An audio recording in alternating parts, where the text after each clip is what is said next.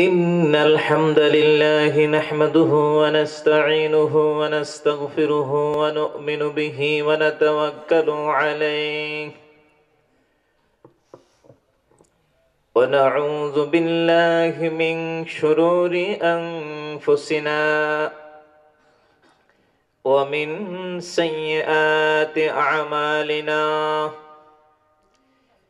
من يهده الله فلا مضل له ومن يضلله فلا هادي له ونشهد أن لا إله إلا الله وحده لا شريك له ونشهد أن سيدنا وحبيبنا وشفيعنا ومحبوبنا وأسيلتنا ومولانا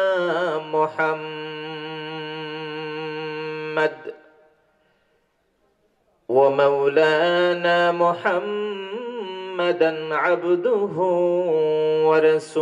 ورسوله الذي أرسله بالحق بشيرا ونذيرا وداعيا إلى الله بإذنه وسراجا منيرا أما بعد فقد قال الله تعالى في كلامه المجيد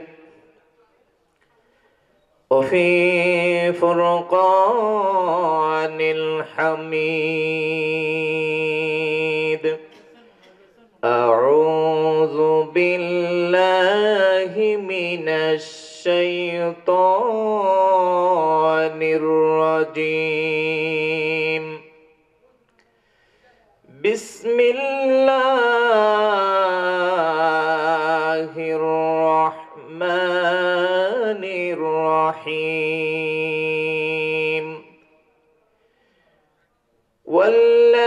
والذين هم لفروجهم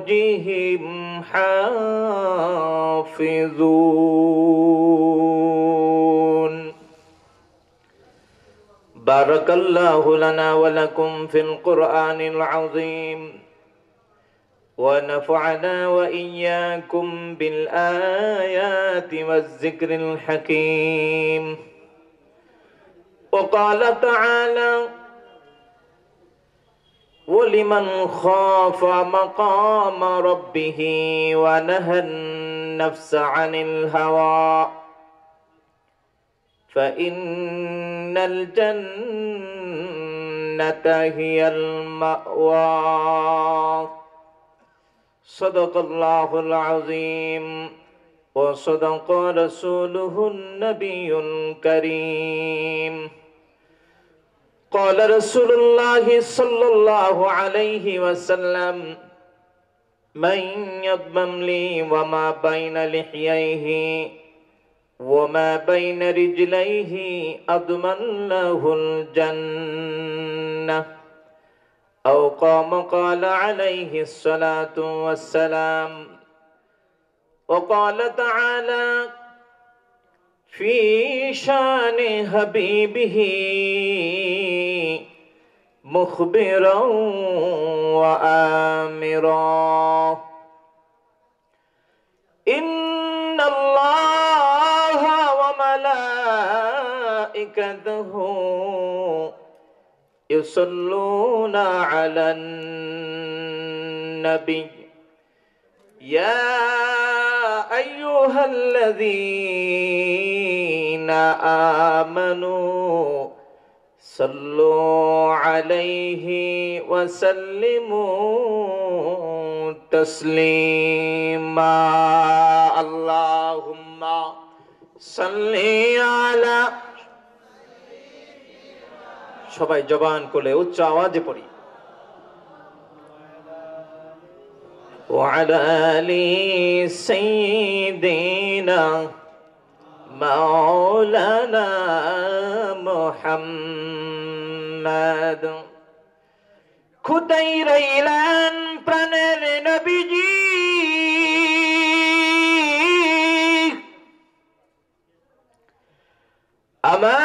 আমাদেরকে চরিয়া अपनी बीने की लाभ হবে ঈদরাতে बचिया अल्लाहुम्मा सल्ली अला सय्यिदिना मौलाना मुहम्मद وعلى آل سيدنا मौलाना চলে যাও রে রাতের হাওয়া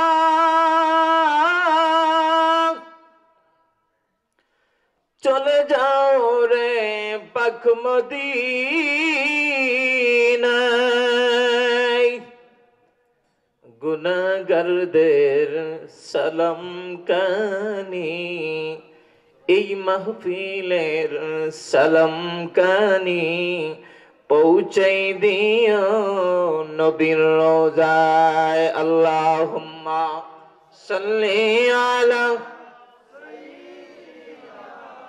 মাওলানা মুহাম্মদ ওয়া আলা আলি সাইয়্যিদিনা مولانا محمد بلغ العلا بكماله كشف الدجى بجماله حسنت جميع خصاله صلوا عليه وآله যদি চাও তুমি নামাজ পড়বে খুদারি মহব্বতে তবে ভাই তুমি পবিত্র কোরআন পড়ো দয়াল নবীজির মহব্বতে বালাগাল উলা বিকামালিহি কাশাফাদ দুজা বিজামালিহি حسنت جميع خصاله لا إله إلا الله لا إله إلا الله لا إله إلا الله لا إله নেই কোনো মাবুদ আল্লাহ ছাড়া পড়ো লা ইলাহা ইল্লাল্লাহ লা ইলাহা ইল্লাল্লাহ লা ইলাহা বহু দূরে মদিনা আমরা যাব কেমনে জানি না দয়া করো দয়ার আল্লাহ দয়া করো দয়ার আল্লাহ পুরাও মনের বাসনা লা ইলাহা মাশাআল্লাহ রজুরে লা ইলাহা ইল্লাল্লাহ লা ইলাহা ইল্লাল্লাহ লা ইলাহা ইল্লাল্লাহ আমরা নামাজ রোজা ছাড়ব না মা বাবার খেদমত ভুলবো না আমরা নামাজ রোজা ছাড়ব না মা বাবার খেদমত ভুলবো না নবীজির দুরুদ সারব না আমরা নবীজির দুরুদ নবীজি আমাদের সারবেন না লা ইলাহা ইল্লাল্লাহ লা ইলাহা ইল্লাল্লাহ লা ইলাহা ইল্লাল্লাহ লা ইলাহা লা ইলাহা ইল্লাল্লাহ মুহাম্মাদুর রাসূলুল্লাহ সাল্লাল্লাহু আলাইহি ওয়াসাল্লাম। ঐতিহ্যবাহী পাঁচপাড়া মোহাম্মদিয়া ইসলামিয়া হাফিজিয়া দাখিল মাদ্রাসার বার্ষিক ওয়াজ ও আল্লামা ফুলতলি সাহেব রহমতুল্লাহ আলাইহির রিসালাত সওয়াব উপলক্ষে আয়োজিত আজকের ইসলামী মহাসম্মেলনে উপস্থিত সম্মানিত সভাপতি হাজী মোহাম্মদ জামাল আহমদ সাহেব, শাহ জাকির আহমদ সাহেব, আবু জাফর মুজাফফর মেম্বার সাহেব, বারাকাল্লাহু ফি হায়াতিহি, সকলে বলি আল্লাহুম্মা আমিন। আজকের মাহফিলে সম্মানিত প্রধান অতিথি বিশিষ্ট ইসলামী চিন্তাবিদ হযরত মাওলানা মারজান আহমদ চৌধুরী ফুলতুলি সাহেব, আরবি প্রভাষক সুবহানিগাত কামিল মাদ্রাসা। আজকের মাহফিলে প্রধান বক্তা বিশিষ্ট ইসলামী চিন্তাবিদ গবেষক হযরত মাওলানা নাসর আহমদ সাদপুরি সাহেব, অধ্যক্ষ মান্দারি ইসলামিয়া আলিম মাদ্রাসা চাঁদপুর। উপস্থিত অসংখ্য অগণিত মানুষ গড়ের কারিগর হযরত মুআজ্জাজ মুকাররম উলামায়ে কেরাম, আমার ডানে বামে মঞ্চে উপবিষ্ট আমার অত্যন্ত শ্রদ্ধাভাজন মুরব্বিয়ান আযম, সামনে বসে আছেন আমার বাবা এবং দাদার সমপর্যায়ী বাবারা এবং যুবক ভাইয়েরা, বাড়িতে অবস্থান করছেন আমার অত্যন্ত শ্রদ্ধেয় সরলা অবলা পর্দনিসীন মা ও বোনেরা, সবাইকে জানাই এই ঐতিহ্যবাহী শিক্ষা প্রতিষ্ঠান পাঁচপাড়া মোহাম্মদিয়া ইসলামিয়া হাফিজিয়া দাখিল মাদ্রাসার বার্ষিক ওয়াজ মাহফিল থেকে আন্তরিক মোবারকবাদ। আমার পক্ষ থেকে ধন্যবাদ, ইসলামী সম্ভাষণ। আসসালামু আলাইকুম ওয়া রাহমাতুল্লাহ। আমরা কি মাহফিলে বসতে পেরে খুশি না বেজার? কম খুশি না বেশি খুশি? বেজার হয়েছে একদল, সেটা হলো শয়তান। কে? শয়তান। আবার শয়তান মানুষের মধ্যে কিছু আছে, শয়তানের খাসলত তাদের ভিতরে আছে। এটা হলো মানুষ রূপী শয়তান, দেখতে মানুষ আর তার ভিতরে যা আছে সব শয়তানি কার্যক্রম। সম্মানিত উপস্থিতি, সময়টা অত্যন্ত সংক্ষিপ্ত, নির্দিষ্ট একটা সময় প্যাকেট আকারে আমাকে দেওয়া হয়েছে। আজকের মাহফিলের প্রধান বক্তা আসলেই আমার আলোচনা সমাপ্ত করে দেব। আল্লাহ পাকের 30 পারা কোরআন থেকে বিশিষ্ট দুটি সূরা, বিশেষ করে সূরা আল মুমিনুন থেকে ছোট্ট একখানা আয়াতে কারিমা আপনাদের খেদমতে প্রথম তেলাওয়াত করেছি। 30 পারার সূরা আন-নাজিয়াত থেকে সংক্ষিপ্ত একটা আয়াত আপনাদের খেদমতে তেলাওয়াত করেছি। এটার ব্যাখ্যা, এটার বিশ্লেষণ, এটার শানে নজুল বলেই আমি আপনাদের কাছ থেকে বিদায় নেওয়ার জন্য চেষ্টা করব। আমা তৌফিকি ইল্লা বিল্লাহি আলাইহি তাওয়াক্কালতু ওয়া ইলাইহি উনীব। সকলে বলে আল্লাহুম্মা আমিন। তার আগেই যে বিষয়টি আমাদের পরিষ্কার করে বলা দরকার, প্রায় জায়গায় আমি বলে থাকি সর্বাঙ্গে ব্যথা, ঔষধ লাগাবো কোথায়? পা থেকে মাথা পর্যন্ত 3.5 হাত বডি, একটু জায়গাও বাকি নাই, সমস্ত জায়গায় ব্যথা। ঔষধ লাগানোর কোন জায়গা আছে? কি বলেন, বোঝা যায়? ঔষধ লাগানোর কোন জায়গা আছে? ব্যথা যদি ওই কণিতে হতো, এখানে ব্যথার ঔষধ লাগাতে পারতাম, ভিক্স লাগাতে পারতাম। যদি মাথায় শুধু কপালে থাকতো, এখানে ভিক্স লাগাতে পারতাম। এখন সর্বাঙ্গে ব্যথা, দিলে সব জায়গায় দিতে হবে, ঠিক না? ঠিক। এই কথার অর্থ কি, রহস্য কি? যে আমরা এখন বর্তমান অবস্থানে যে সিচুয়েশনে আমরা আছি, এই বাংলায় নয় সারা বিশ্বে যে বিরাজমান যে প্রাকৃতিক দুর্যোগ, যে করোনা ভাইরাস, এই করোনা ভাইরাসের চেয়েও আরো নিকৃষ্ট ভাইরাস আছে আমাদের মধ্যে, আমাদের যুব সমাজের মধ্যে, ঠিক না ঠিক? এর চেয়েও আরো নিকৃষ্ট। সম্মানিত উপস্থিতি, এই নিকৃষ্টতম অবস্থা থেকে পরিত্রাণ পাওয়ার একমাত্র ঔষধ, একমাত্র চাবিকাঠি পবিত্র কোরআন। চিৎকার করে বলেন সুবহানাল্লাহ।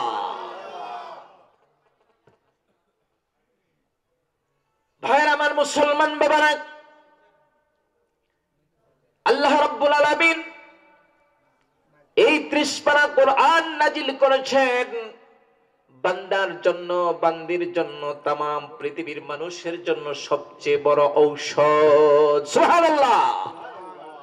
সবচেয়ে বড় ঔষধ, সবচেয়ে বড় প্রেসক্রিপশনের নাম আল্লাহর পবিত্র কোরআন। ঠিক না ঠিক? এটা হলো সবচেয়ে বড় প্রেসক্রিপশন। এমবিবিএস, বিসিএস, এফআরসিএস যাই বলেন না কেন, যত বড় প্রেসক্রিপশনই করুক না কেন, এই কোরআনের উপরে একটা প্রেসক্রিপশন লেখার ক্ষমতা কাউকে দেওয়া হয় নাই। ঠিক না ঠিক? এই কোরআনের উপরে প্রেসক্রিপশন লেখার জন্য ইহুদি নাসরারা বারবার চেষ্টা করেছে। শুধু একটা ছোট্ট সূরা, সূরা কাউসার, ঠিক না ঠিক, এটার উপর কলম ধরেছে, দেখি এই সূরাটাকে নকল করা যায় কিনা। তারা বের করেছে লাইসা আহাদা কালামিল বাশার, এটা মানব রচিত কোনো বিধান নাই, এটা মানব রচিত কোনো কথাবার্তা নাই, এটা আল্লাহর কথা, আল্লাহর আওয়াজ। চিৎকার করে বলেন সুবহানাল্লাহ। একটি কথা বানাইছে যেটা মানব রচিত কোনো বিধান নয়, এটা আল্লাহর বিধান। কার বিধান? এটা মানব রচিত কোনো ভাষা নয়, মানবে কোনো ভাষা লিখে নাই, এটা আল্লাহ লিখেছেন, আল্লাহর ভাষা। সুবহানাল্লাহ। হ্যাঁ আমার মুসলমান বাবারা,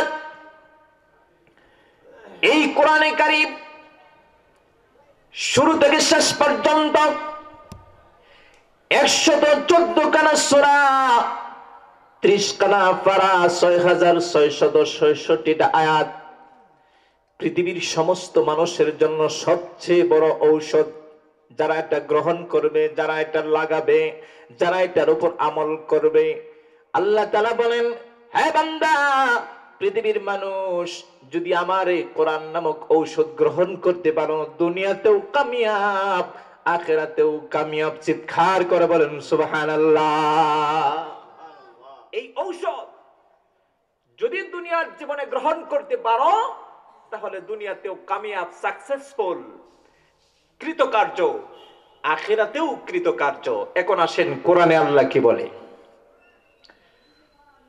আল্লাহ তাআলা সূরা আর রহমান, সূরা নাজিআত, সূরা আল মুমিনুন, এই 3 জায়গা থেকে 3টা আয়াত কারিমার বিশ্লেষণ করে এখানে শেষ করব। আল্লাহ বলেন সূরা আল মুমিনুনে, ওয়াল্লাযীনা হুম লিফুরুজিহিম হাফিজুন।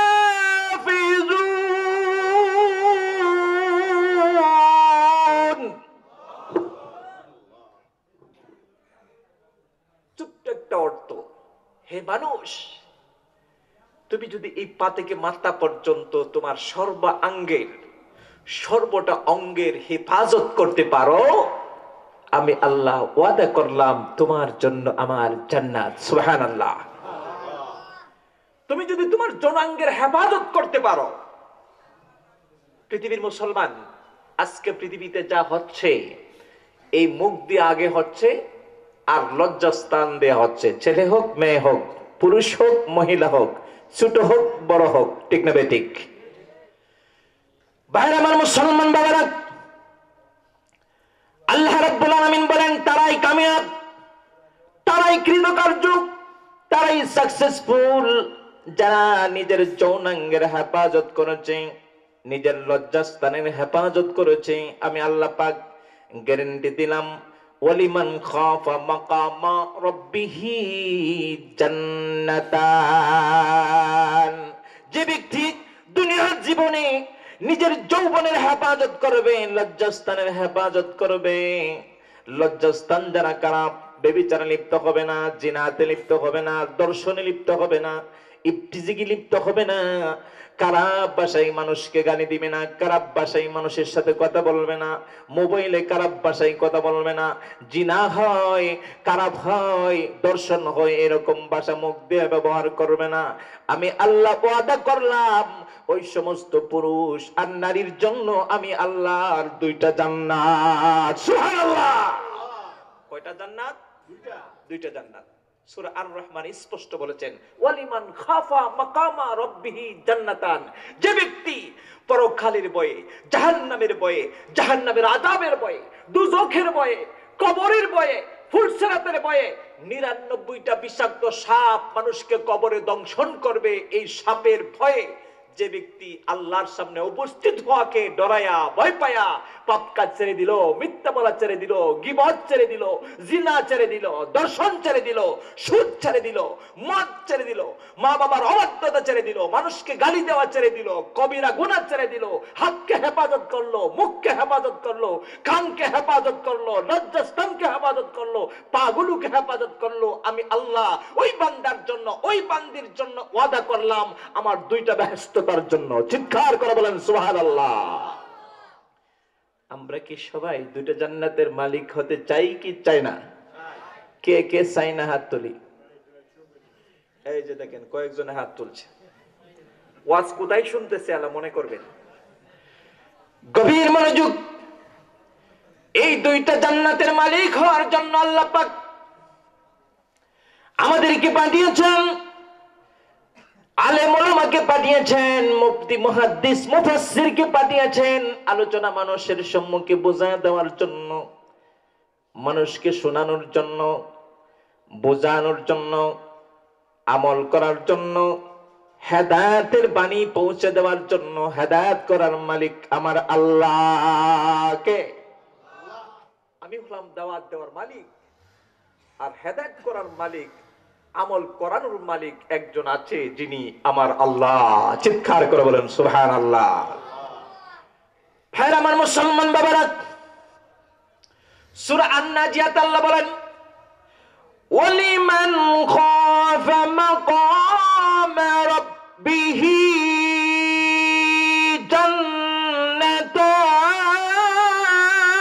জান্নাতান। সূরা আর-রহমান এই আয়াত। এরপরে আল্লাহ বলেন ফাবিআইয়ি আলাই রাব্বিকুমা তুকাযযিবান।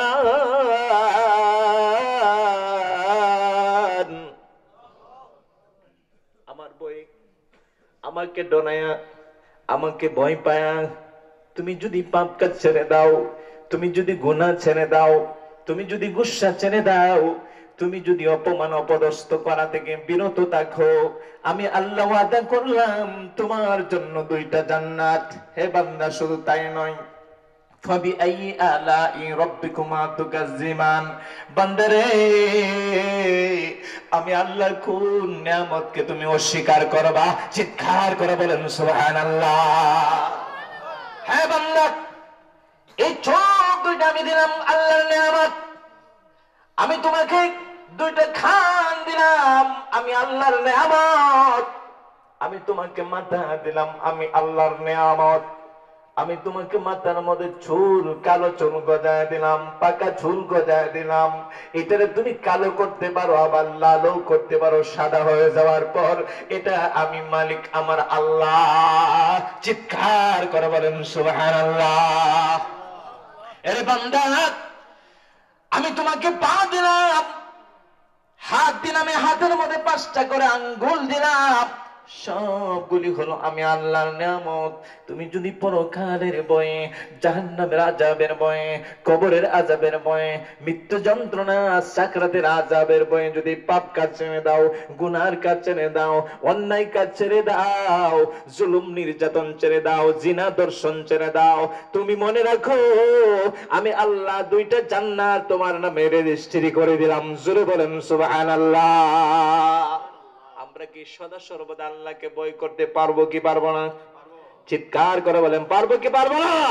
নারে তাকবীর, নারে তাকবীর। ইনশাআল্লাহ ওয়াদা করবেন। এরপর আল্লাহ বলেন সূরা আন-নাজিয়াতে ওয়া আম্মা মান খাফা মাকাম রাব্বিহি ওয়া নাহান নাফসা আনিল হাওয়া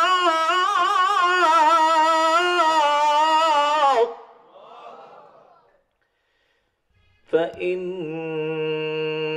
الجنة هي المأوى।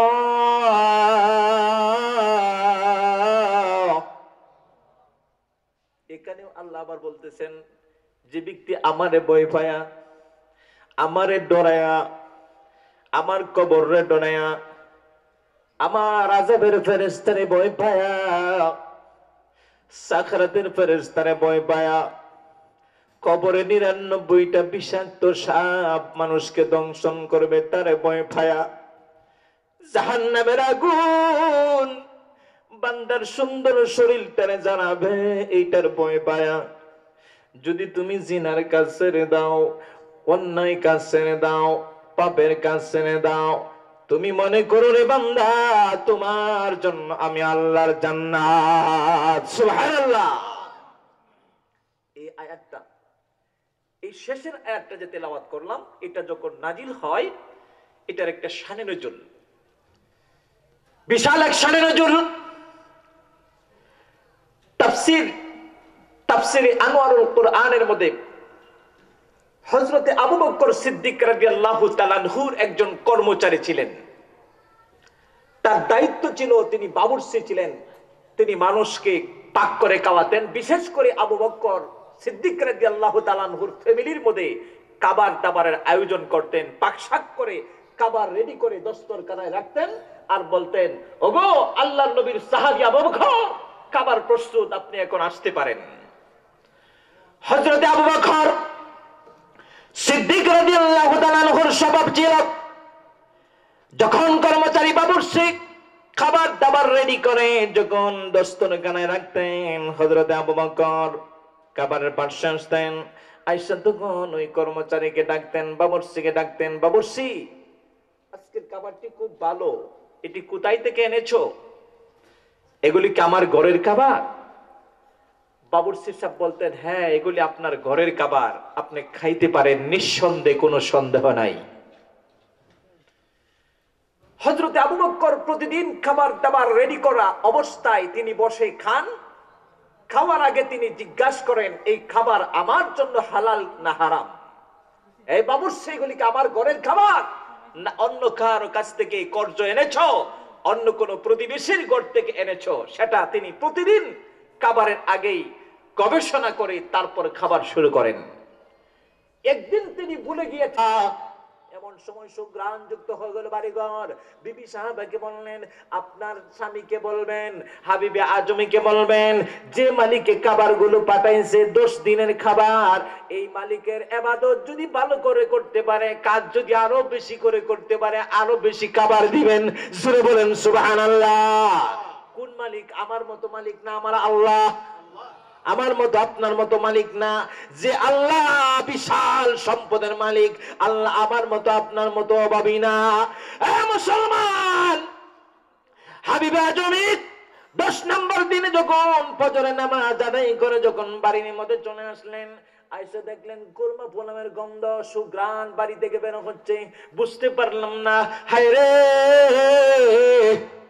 এত সুন্দর খাবারের গান কোথায় থেকে আসলো? তখন তিনি রাস্তা থেকে কিছু বালু খুঁড়িয়া, বালু বুঝেন, এই ধুলাবালি, রাস্তার মধ্যে ধুলাবালি আছে না, এখন ধুলাবালি খুঁড়িয়া একটা বস্তার ভিতরে, একটা বাজারের ব্যাগের ভিতরে আনলেন। ব্যাগের ভিতরে নিয়া তিনি যখন বাড়ির দিকে আসতেছেন, বিবি সাহেবের বাইল দিবেন, বাইল দিবেন, যারে খাবার নিয়ে আসি দেবো, ওই যে বস্তাটা তো এটার মধ্যে চাউলে ভরা। আসলে চাউল নি বাবা, চাউল না বাবা গো, আজকে 10টা দিন হয়ে গেল, আমি বিবি সাহেবকে কি উত্তর দিব? এই কারণে বিবেকে সান্ত্বনা দেওয়ার জন্য রাস্তা থেকে ঘুরে এক বস্তা বালি বললেন, বালিগুলো নিয়ে কষ্ট করে আসতেছেন। যখন এখান থেকে ওই রাস্তা পর্যন্ত পুকুরের পাড়ে আসলেন, আর গড়টা মনে করেন বিবি সাহাবার এই ঘর, এমন সময় দেখা যায় সুন্দর একটা সুঘ্রাণ বাড়ি দিকে যাচ্ছে। হাবিবে আজমির নাকে যখন লাগলো, এমন সুঘ্রাণ লাগিয়া তিনি আলহামদুলিল্লাহ বলে আল্লাহর শুকর আদায় করলেন। সূরা বলেন সুবহানাল্লাহ। ভালো খাবার গান আসার পরে, ভালো খাবার খাইলে, ভালো খাবার দেখলে কি বলবেন? আলহামদুলিল্লাহ, আলহামদুলিল্লাহ। তাহলে আল্লাহ তাআলা এই নিয়ামত আরো বাড়ায় দিবেন, ঠিক না বেঠিক? বাবা গো, আলহামদুলিল্লাহ বলে শুকর আদায় করলেন, শুকর আদায় করলেন। তখন আস্তে আস্তে আসতেছেন, আর ভয়ে তরতর করে কাঁপতেছেন, আমার বিবির কাছে কি উত্তর দেব? বালুগুলা তো রেডি আছে। এমন সময় আরো যখন কাছে আসলেন, আস্তে আস্তে ওই পর্দার কাছে চলে আসলেন, যুবক ভাইরা দাঁড়ায় রয়েছে, এখানে আসলেন। এখানে আয়েশা বস্তাটা রেখে দিলেন। এখন মনে মনে একটা ভাবলেন যে আমার বিবি সাহাবা বাইর হইতেছে, বিবিকে ডাক দিলেন, বিবি গো। বিবি ঘর থেকে দৌড় দিয়ে বের হলেন, আর স্বামীকে ডেকে বললেন, ও আমার স্বামী, তুমি এতক্ষণ কোথায় ছিলা? তোমার মালিকটা বড় ভালো। প্রশংসা শুরু করে দিল, তোমার মালিকটা বড় ভালো, তোমার মহাজন বড় ভালো।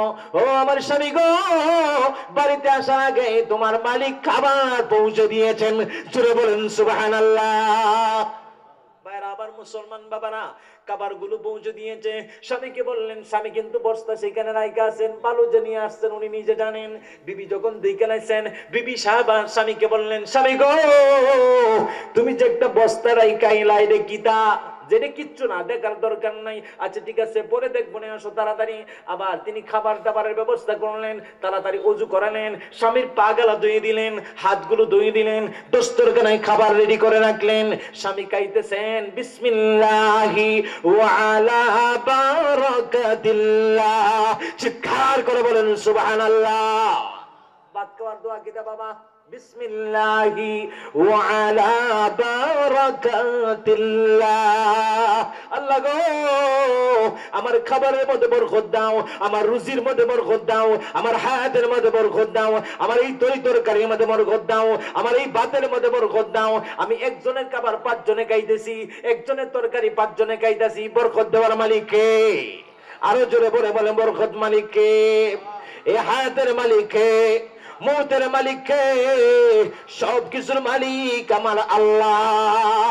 স্ত্রী ডাক দিয়ে বলে, হ্যাঁ স্বামী, স্বামী গো, তোমার মালিকরা বড় ভালো।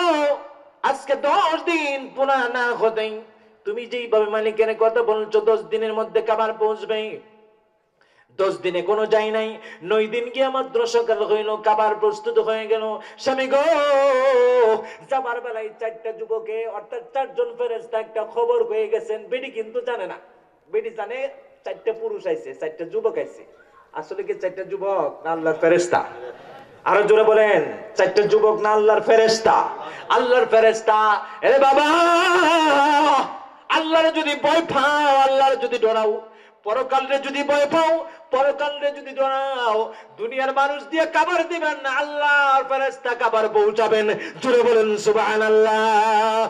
ভাইরা আমার, বন্ধুরা আমার, আপনাদেরকে জানাই, এই হযরত হাবিবে আজমি তিনি খাবার দাবার খায়া আল্লাহর প্রশংসা করলেন। বিবিরে কিন্তু আসল কথা এখনো বলেন নাই। তিনি ওযু করলেন, ওযু করিয়া সিজদায় পড়ে গেলেন, আল্লাহরে ডাকতেছেন, আমার আল্লাহ, দয়ার আল্লাহ গো, আপনি যে আমার জীবনের জীবন, আমার আল্লাহ, দয়ার আল্লাহ গো, আপনি যে আমার জীবনের মরণ, আপনি আমার আল্লাহ, আপনি আমার সৃষ্টিকর্তা, আপনি আমার রিজিক দাতা, আপনি আমার পালন কর্তা, আমার আল্লাহ, আমার আল্লাহ গো, আপনি যে আমার জীবনের জীবন, দয়াল নবী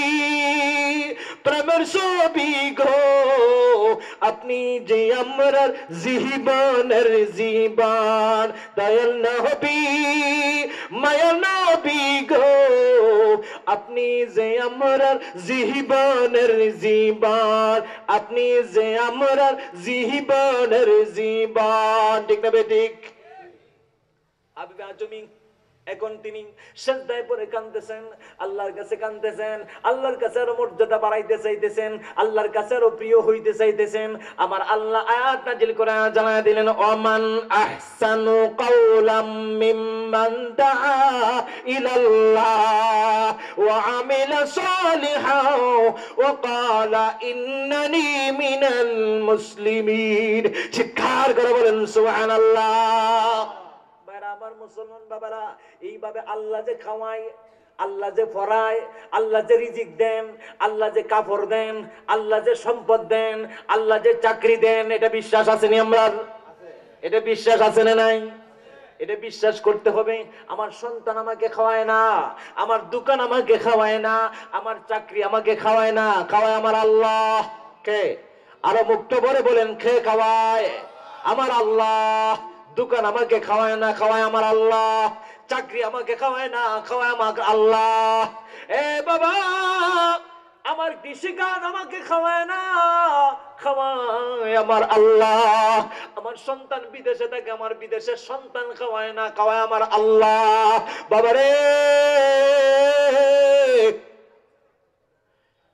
মনটা নরম করে দিয়া এই ধর্মীয় প্রতিষ্ঠান, শিক্ষা প্রতিষ্ঠান, নবীর ঘর মাদ্রাসার মাঠে বসিয়া অন্তরটাকে নরম করিয়া কবরে বাবা মা দাদা দাদির কথা স্মরণ করিলাম।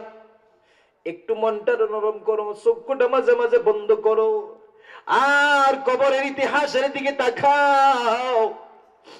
তোমার মতো কত যুবক কবরে চলে গেছে, আমার এই বাবার মতো কত বাবা কবরে শুয়ে আছে, আমাদের মায়ের মতো কত মা কবরে শুয়ে আছে। আছে না নাই? আয় রে, দাদা কত আদর করতো, আজকে দাদারে কোনোদিন দেখতেও পারি না। নানা কত আদর করতো, নানারে কোনোদিন ডাকও দিতে পারি না। একদিন এমন সময় আসবে বাবাও ডাকবে না, বাবারে দেখার মতো সুযোগ হবে না, বাবারা ডাকতেও পারবেন না। ওরে বাবা, ওরে যুবক, আল্লাহর কথা স্মরণ কইরা, পরকালের কথা স্মরণ কইরা তুমি পাপ কাজ ছেড়ে দাও বাবা। এ নজওয়ান যুবক ভাইরা, এই টাচ মোবাইল যার কাছে আছে, যার পকেটে আছে বাবা, এই মোবাইলটা হলো মানুষের নষ্ট করার একমাত্র কারণ। ইবাদত থেকে ফিরিয়ে রাখার কিছু কিছু যুবক ধ্বংস হচ্ছে এই মোবাইলের কারণে।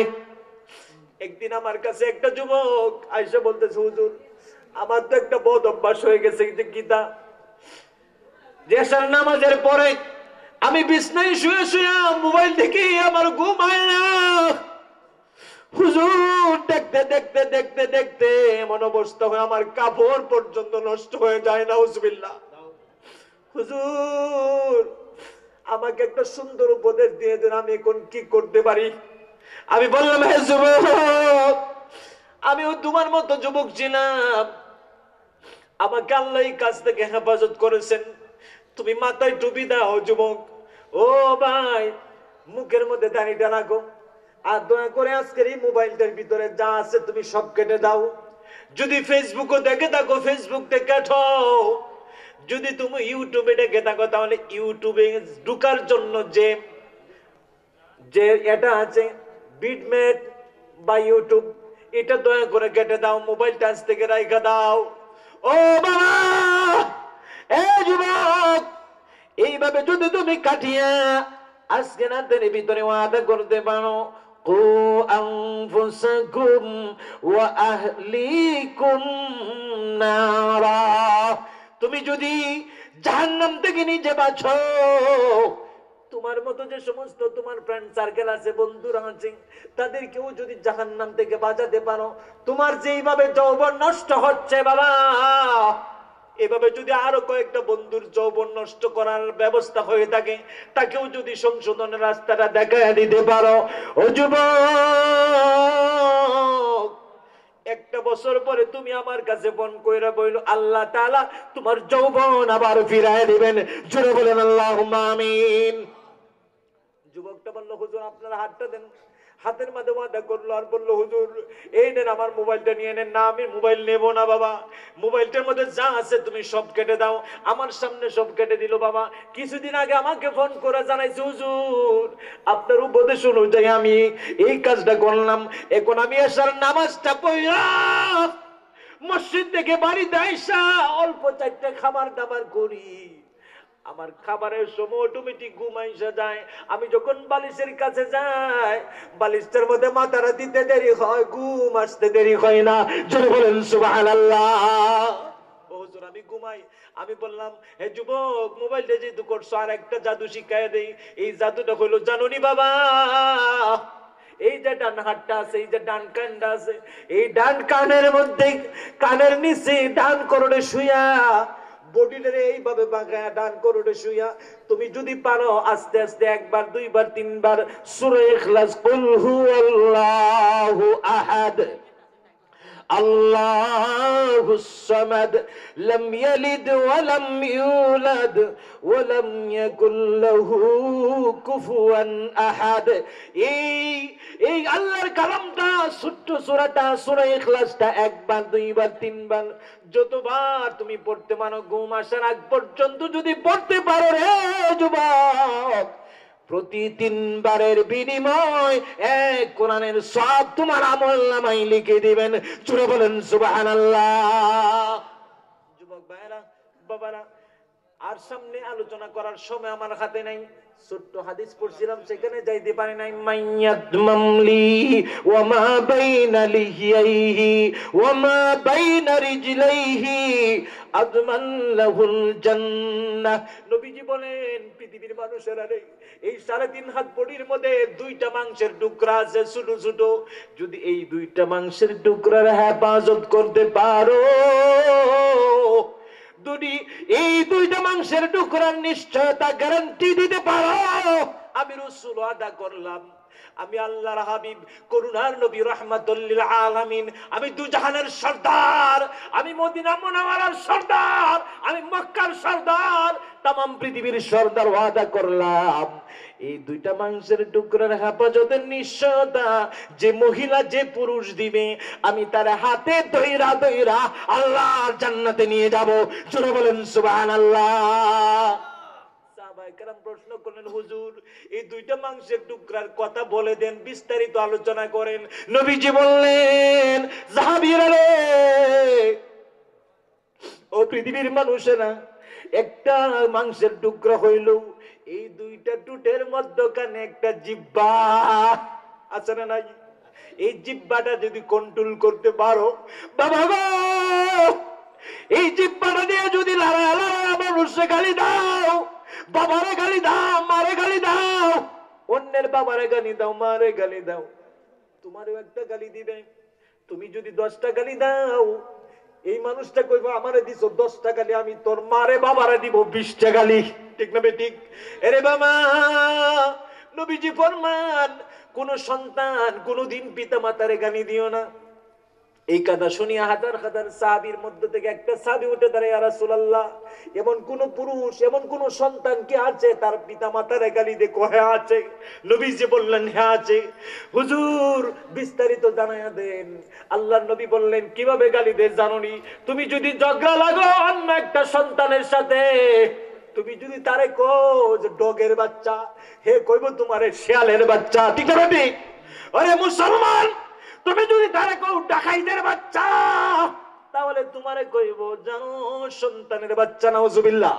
কেউর গালি চেয়ে কেউর গালি কম নেই। জিত তো সবাই নিতে চায়, জিত সবাই নিতে চায়, সবাই বিজয় লাভ করতে চায়। আল্লাহ রাসূল, আনফুসানা ওয়া ইল্লাম তাগফির লানা ওয়া তারহামনা লানাকুনান্না মিনাল খাসিরিন। রব্বানা ولوالدينا رب ارحمهما كما ربياني صغيرا ربنا آتنا في الدنيا حسنة وفي الآخرة حسنة وقنا عذاب النار ربنا لا تزغ قلوبنا بعد إذ هديتنا وهب لنا من لدنك رحمة إنك أنت الوهاب رب العالمين। ও মুখিয়ান গুরিয়ান কুদা, এই গভীর রজনীতে 11টার উপরে হয়েছে আল্লাহ। আল্লাহ, অনেক মানুষ ঘুমিয়ে যাইতাম, আয় আল্লাহ গভীর ঘুমে থাকতাম, স্বপ্নে থাকতাম, আয় আল্লাহ অনেকে বিভিন্ন কাজে ব্যস্ত থাকতাম। আল্লাহ সবগুলো স্টপ লাগাইয়া নবীর কোন মাদ্রাসার সম্মুখে আজকের এই মাহফিলে আল্লাহ তোমার দরবারে কাঁদতেছি, তুমি কবুল করে নাও রব্বুল আলামিন। শত শত মানুষ, হাজার মানুষ আমরা হাত বানাইলাম, যার হাতখানা তোমার দরবারে কবুল হয়, পছন্দ লাগে, মায়া লাগে, আল্লাহ গো সেই হাতের উসিলাই লক্ষ কোটি কোটি দোয়া দরুদের হাদিয়া সোনার মদিনা নবীজির কদম মুবারকে পৌঁছায়া দাও। আয় আল্লাহ, তামাম পৃথিবীর মাটির নিচে যত মুমিন মুমিনাত অন্ধকার কবরে, গাছতলায় বাসতলায়, আয় আল্লাহ নদ নদী পাহাড় পর্বতের আয় আল্লাহ যত মুমিন মুসলমান মাটির নিচে কবরে শুয়ে আছেন, সকলের কবরটা বেহেশতের বাগান বানায়া দাও। আয় আল্লাহ, জানি না এই মাহফিলের মধ্যে কার জানি মা নাই, কার জানি বাবা নাই। আল্লাহ, মা হারা সন্তান, বাবা হারা সন্তান, কার জানি বাবা মা অসুস্থ, কার জানি ভাইটা অসুস্থ। আল্লাহ, এত আদরের কলিজার টুকরা ভাই অসুস্থ, আল্লাহ আদরের কলিজার টুকরা বাবা অসুস্থ, মা অসুস্থ। আল্লাহ, আমাদের ভাই, আমাদের আব্বা আম্মা, আয় আল্লাহ সকলকে শিফায়ে কামেলা আজলা নসিব দান ফরমাও রব্বুল আলামিন। আমরা যারা তোমার দরবারে হাত তুলেছি, আমাদের প্রত্যেকের আব্বা আম্মা, দাদা দাদি, নানা নানি, শ্বশুর শাশুড়ি, ভাই বোন, পীর উস্তাদদের খানদানের খানদান, যারা দুনিয়া চানে কবরে শুয়ে আছেন, সকলের কবরটা বেহেশতের বাগান বানায়া দাও। আল্লাহ, যারা জীবিত আছেন সকলের নেক হায়াত তুমি বানায়া দাও। আয় আল্লাহ, যারা 10 টাকা থেকে শুরু করে হাজার হাজার টাকা দিল, আমি গুনাহগার, কিছু জানি না, এমন ভালো আমল আল্লাহ তোমার দরবারে পেশ করার মতো নাই। আয় আল্লাহ, একটা জানি, আমি অরিজিনাল মুসাফির হিসেবে আল্লাহ সুদূর নেত্রকোনা থেকে এখানে এসেছি। তোমার নবী বলেছেন 3 ব্যক্তির দোয়া কবুল হয়, তার মধ্যে 1 নাম্বার ব্যক্তি হলো মুসাফির। আয় আল্লাহ, আয় আল্লাহ, আমার দিকে না তাকায়া পাকা দাড়িওয়ালা বাবারা আছেন, হাজী সাহেবরা আছেন, আলেম ওলামা আছেন, হাফেজ কারি সাহেবরা আছেন, নজওয়ান যুবক ভাইরা আছেন, যার হাতখানা তোমার দরবারে পছন্দ হয়, সেই হাতের উসিলায় আমাদের জীবনের সমস্ত গুনাহগুলি তুমি মাফ করে দাও রব্বুল আলামিন। আয় আল্লাহ, গুনাহ করতে করতে সারাটা জীবন বরবাদ করে ফেলেছি, মাবুদ গো আমাদের জীবনের গুনাহগুলি ক্ষমা করে দাও।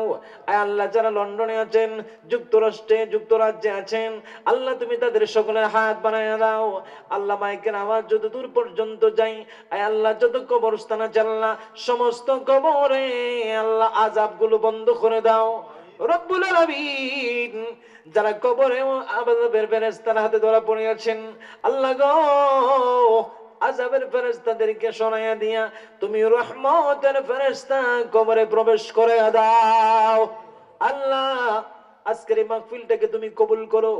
আল্লাহ, যারা টাকা পয়সা দিল, সামিয়ানা দিল, মাইক প্যান্ডেলের ব্যবস্থা করলো, আল্লাহ আয়া রব্বুল আলামিন, দূর দূরান্ত থেকে আল্লাহ মানুষ গড়ার কারিগর উলামায়ে কেরাম আসলো, আল্লাহ রব্বুল আলামিন, কার কথাগুলো তোমার দরবারে কবুল হয়েছে জানা নাই। যে কোনো একজন আলেমের একটা কথার উসিলাই, একটা আয়াত তেলাওয়াতের উসিলাই, একটা হাদিসের টুকরা তেলাওয়াতের উসিলাই আমাদের পা থেকে মাথা পর্যন্ত জীবনের সমস্ত গুনাহগুলি তুমি মাফ করে দাও।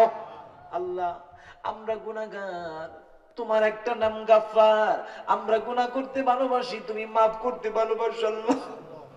আল্লাহ,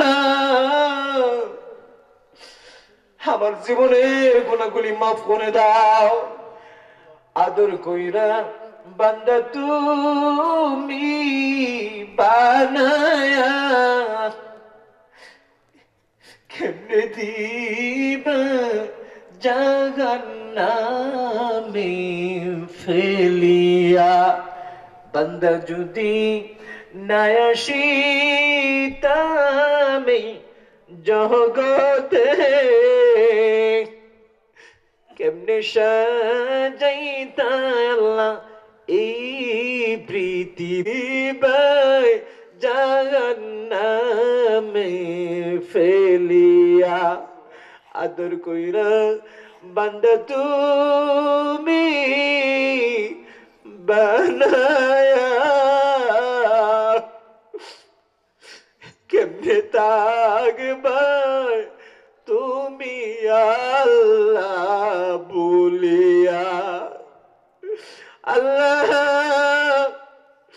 আমরা তুমি তুমি যদি জাহান্নামে দেও গো আল্লাহ, তোমার কোনো লাভ হবে না। আমরা সবাইরে যদি বেহেশত দাও গো, মরে যাওয়ার পরে আল্লাহ তোমার কোনো ক্ষতি হইত না। আল্লাহ কত কথা আছে আল্লাহ, কয়টা কথা বলবো গো আল্লাহ। মুসাফির অবস্থায় আমার ভাইদের কাছে বাবাদের কাছে হাত পাততে দেরি হলো, 20-50 হাজার টাকা দিল আল্লাহ। আল্লাহ গো কার দানটা কবুল করছো জানি না, আল্লাহ তার দানের উসিলায় আমাদের সকলের দান কবুল করো আল্লাহ।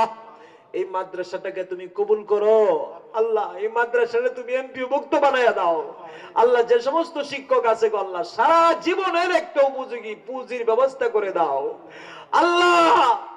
ম্যানেজিং কমিটি ভাই বাবাকে তুমি কবুল করো আল্লাহ গো, তার অক্লান্ত পরিশ্রমের বিনিময়ে মাদ্রাসাটাকে তুমি জিন্দা রেখে দাও আল্লাহ।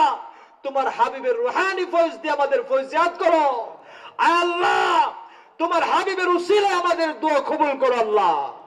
আল্লাহ গো এই সাদটা বড় ভালো সাদ আল্লাহ। আল্লাহ সামনে যে সাদটি আসতেছে আরো ভালো সাদ আল্লাহ। আল্লাহ গো ইয়া আরহামার রাহিমিন, ইয়া আকরামাল আকরামিন আল্লাহ। সাদপুরি থেকে হুজুর আসছে আল্লাহ, হুজুরের উসিলায় আজকে দোয়া কবুল করো আল্লাহ। আয় আল্লাহ ইয়া আরহামার রাহিমিন, ইয়া আকরামাল আকরামিন আমাদের অন্তরে জায়েজ মুকাসাদে হাসানা পুরো ফরমাও আল্লাহ। এই এলাকার মানুষগুলো আমাকে বড় ভালোবাসে, বড় মায়া করে আল্লাহ, বড় আদর করে আল্লাহ। তাদেরকে দিবার মতো কিছু নাই আল্লাহ। তুমি তাদের জানে মালে হায়াত দাও, বরকত দাও, রুজি রোজগার বাড়াইয়া দাও আল্লাহ। কত মানুষের ঘর নাই, ঘর বাড়ির ব্যবস্থা করে দাও আল্লাহ। কত মানুষের রুজি নাই, রুজির ব্যবস্থা করে দাও আল্লাহ। কত ছাত্রর জেহেন নাই, জেহেন শক্তি কুলিয়ে দাও আল্লাহ। কত ছাত্র জ্বরে পড়ছে আল্লাহ, জ্বরা থেকে আল্লাহ তুমি মাদ্রাসায় ফিরিয়ে দাও আয় আল্লাহ। আল্লাহ গো এই মাদ্রাসার সভাপতি হিসেবে দোয়া চাইছে, ভাই অসুস্থ আল্লাহ, তুমি ভাইকে মাফ করো, ভাইকে সাহায্য করো আল্লাহ, ভাইকে শিফা করো আল্লাহ। এক ভাইয়ের বাড়িতে খেয়েছি আল্লাহ, ভাইটা অসুস্থ আল্লাহ। বশির সাহেব আল্লাহ ইয়া আরহামার রাহিমিন আল্লাহ, তুমি সমস্ত মানুষ, এই এলাকার যত মানুষ অসুস্থ আছে সমস্ত মানুষকে তুমি সুস্থ করে দাও, নেক হায়াতের সহিত জীবন যাপন করার তৌফিক দাও আল্লাহ গো। আপনারে 5টা ওয়াক্ত নামাজি বানাও আল্লাহ।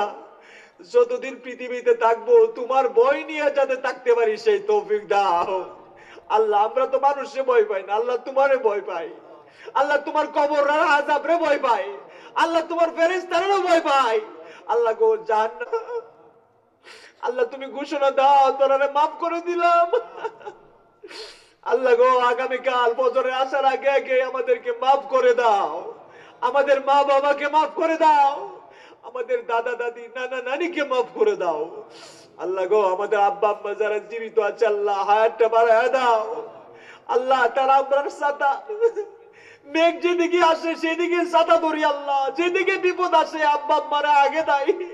الله بصير بالعباد سبحان ربك رب العزة عما يصفون وسلام على المرسلين আখেরি গুজারি যেদিন পৃথিবীর জমি থেকে চিরদিনের জন্য বিদায় হয়ে যাব, সেই দিন তোমার হাবিবের দয়াল নবীর চেহারা আনোয়ার দেখা দেখা আমাদের প্রত্যেকের দিলে আর জবানে জারি করে দিও মধুর কালেমা লা ইলাহা ইল্লাল্লাহু মুহাম্মাদুর রাসূলুল্লাহ